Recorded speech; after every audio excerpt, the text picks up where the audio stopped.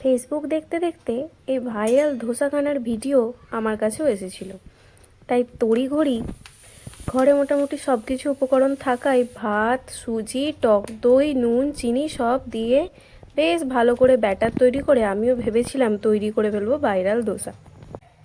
কিন্তু এখানেই ঘটে গেল বিপদ। এই যে এটা দেখে আমার মনে কি আনন্দ হয়েছিল, যেরকম ভিডিওতে দেখেছিলাম সেরকমই একদম ধোসা তৈরি হয়ে যাবে আমার। নিজেকে ভীষণ রকম কুকিং এক্সপার্ট মনে করে নেমে পড়েছিলাম ধোসা বানাতে। কিন্তু কড়াতে তেল দিয়ে মুছে ফেলা, জল দিয়ে মুছে ফেলা সব কিছু করার পরেও আমার ধোসা হয়ে গেল একদম বাবুল গামের মতো। এই যে কি প্রচেষ্টা করছি আমি ধোসা বানানোর, আরে ধোসা না গোলা রুটি তো সেটাও তো হলো না। এই রকম যাতা অবস্থা থেকে মনটা গেল বেজায় খারাপ হয়ে। তখন বাঙালির আর মন খারাপ হলে কি, 1 কাপ কড়া করে দুধ চা।